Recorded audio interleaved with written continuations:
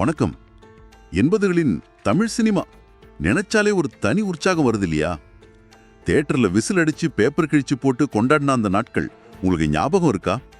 திரையில நண்பர்களா காதலர்களா நம்ம பார்த்து ரசிச்ச நம்ம அபிமான நட்சத்திரங்கள் நிஜ வாழ்க்கையில் எப்படி இருந்தாங்க?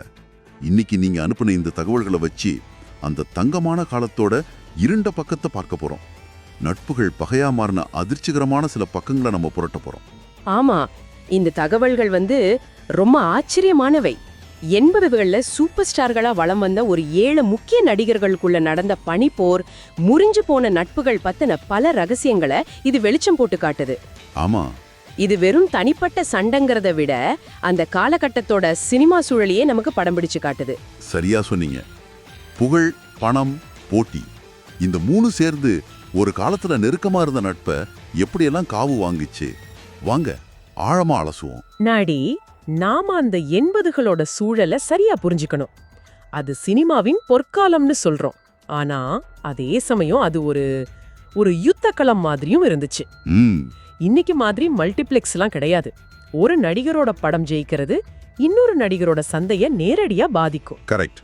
அது மட்டும் இல்ல, ரசிகர் மன்றங்கள்ங்கிறது கிட்டத்தட்ட ஒரு ராணுவம் மாதிரி. அவங்க அபிமான நட்சத்திரத்துக்காக எதையும் செய்ய தயாரா இருந்தாங்க. இந்த தொழில்முறை போட்டி எப்படி அவங்களோட தனிப்பட்ட உறவுகளை சிதைச்சதுங்கிறது தான் நாம பார்க்க போற விஷயம். அருமையான தொடக்கம். சரி, முதல்ல தமிழ் சினிமாவின் 2 துருவங்கள், 2 இமயங்கள், ரஜினி மற்றும் கமல். ஆமா, ஆரம்பத்துல அவங்க நட்பு எவ்வளவு ஆழமா இருந்துச்சுன்னு நமக்கு தெரியும். அவள் அப்படித்தான் மாதிரியான படங்கள்ல அவங்களோட கெமிஸ்ட்ரி நிஜ வாழ்க்கையிலயும் எதிரொலிச்சுது. ஆனா நீங்க அனுப்புன குறிப்புகள்ல ஒரு விஷயம் ரொம்ப யோசிக்க வச்சுது. 1985 தான் எல்லாம் தலைகீழா மாறுது. அந்த ஸ்ரீராகேந்திர பட ரிலீஸ் சம்பவம் அது ஒரு சாதாரண பாக்ஸ் ஆபீஸ் மோதல் இல்ல. அது ஒரு நம்பிக்கையின் சரிவு. கமலோட 100வது படம். ஆமா, ஒரு கனவு திட்டம். அதே நாள்ல ரஜினியோட படமும் ரிலீஸ் ஆனது தற்செயலானதுன்னு யாரும் நம்பல. அதுதான் பிரச்சனை. தற்செயலா இல்ல திட்டமிட்ட சதியான ஒரு பெரிய விவாதமே நடந்திருக்கு. இந்த தகவல்கள்ல குறிப்பிடப்பட்டிருக்கிற ஒரு சம்பவம் மனசுக்கு ரொம்ப கஷ்டமா இருக்கு. ரஜினி ரசிகர்கள் கமல் படத்தோட போஸ்டர்களை கிழிச்சதா சொல்லப்படுது. ஆமா, அது நடந்தது. இது வெறும் ரசிகர் சண்டையா இருந்திருந்தா கூட பரவாயில்ல. ஆனா கமல் இது எப்படி பார்த்தாருங்கிறது தான் உறவையும் உடைச்சிருக்கு. அந்த இடத்துல ரஜினியின் மௌனம் கமல் தரப்புல ஒரு மறைமுக ஒப்புதலா பார்க்கப்பட்டிருக்கலாம். கரெக்ட். தன் ரசிகர்கள் செய்யறத கண்டிக்காதது அவரோட சம்மதத்தோட தான் நடக்குதுன்னு ஒரு எண்ணத்தை உருவாக்கி இருக்கும். மிகச் சரியா சொன்னீங்க. அதோட வெளிப்பாடு தான் கமலோட அந்த வார்த்தைகள்.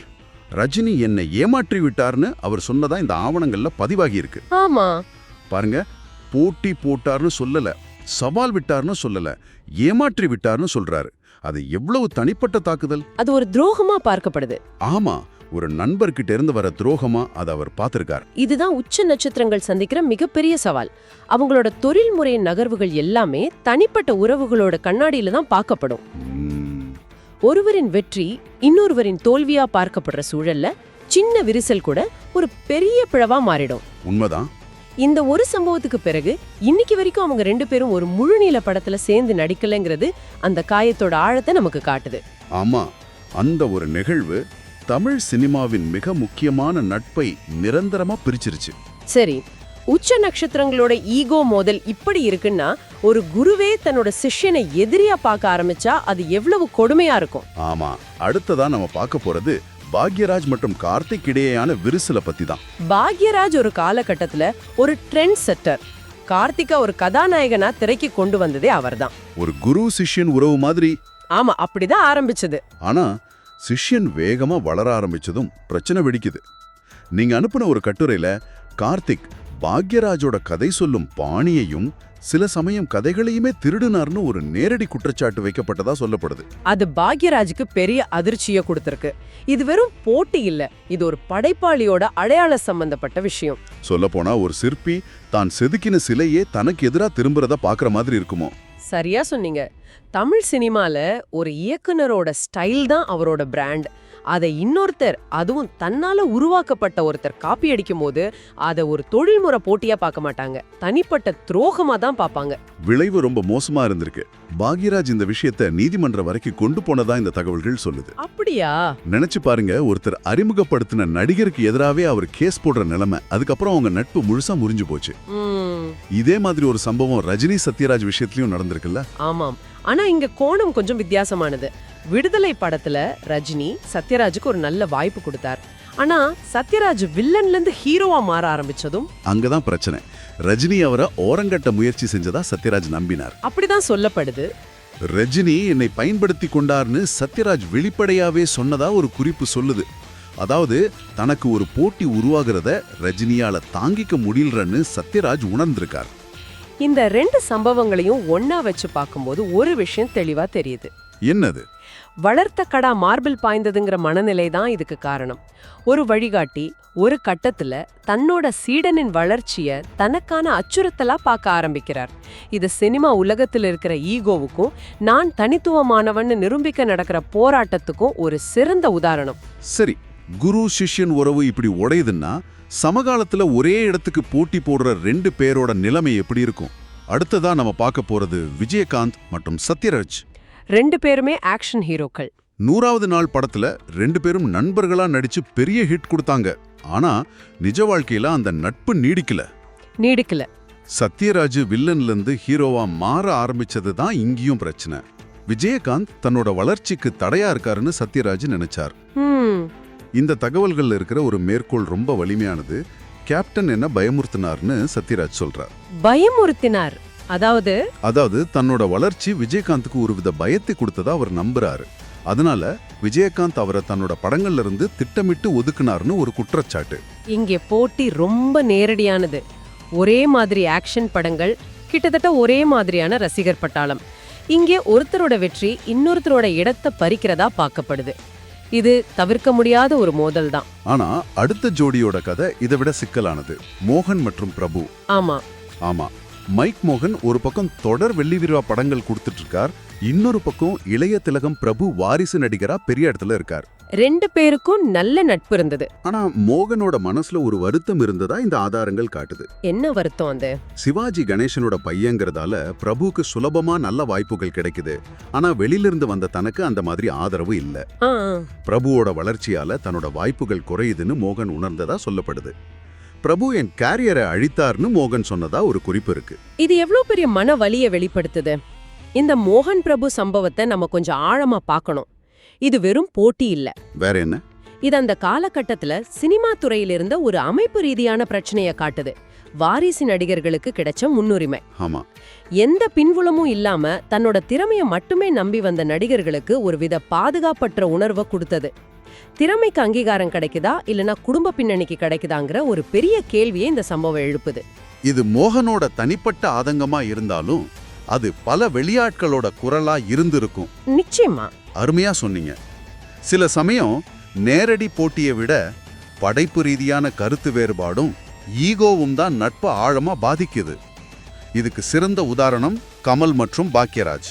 ஆச்சரியம் என்னன்னா பாக்யராஜா ஒரு இயக்குனரா ரொம்பவே ஊக்குவிச்சது கமலே தான். ஆமா, ஆனா பாக்யராஜோட முந்தான முடிச்சு மிகப்பெரிய வெற்றி அடைஞ்ச பிறகு கமல் அவரை வேற மாதிரி பார்க்க ஆரம்பிச்சார். பாக்யராஜ் தன்னோட புத்திசாலித்தனமான திரைக்கதை பாணியை காப்பி அடிக்கிறார்னு கமல் நினைச்சதா இந்த தகவல்கள் சொல்லுது.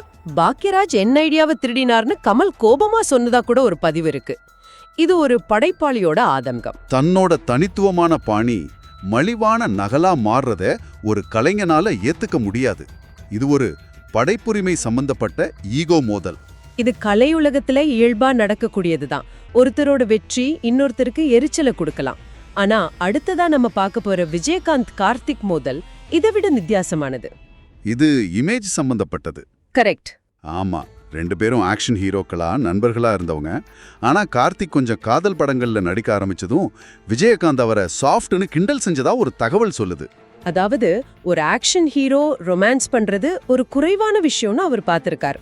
அந்த காலகட்டத்துல ஆண்மைக்கான வரையறை அப்படிதான் இருந்துச்சு. ஆக்ஷன் ஹீரோன்னா எந்நேரமும் ஆக்ரோஷமா இருக்கணும். ஆமா, இந்த கிண்டல் கார்த்திக்க ரொம்பவே காயப்படுத்தி இருக்கு. பதிலுக்கு கார்த்திக் தன் ரசிகர்களை விஜயகாந்த் படங்களை புறக்கணிக்க சொன்னதா கூட இந்த தகவல் சொல்லுது. பாருங்க, ஒரு சின்ன கிண்டல் 2 பெரிய நடிகர்களோட ரசிகர் பட்டாளத்தையே மோத விடுற அளவுக்கு போயிருக்கு. ஆமா.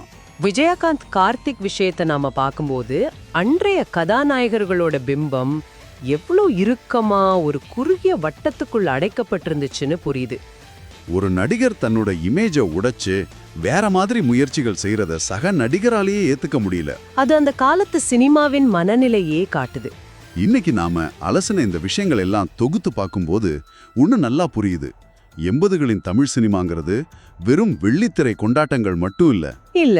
திரைக்கு பின்னால நட்பு, துரோகம், போட்டி, ஈகோன்னு பல மனித உணர்ச்சிகளோட போராட்ட களமாவும் அது இருந்திருக்கு.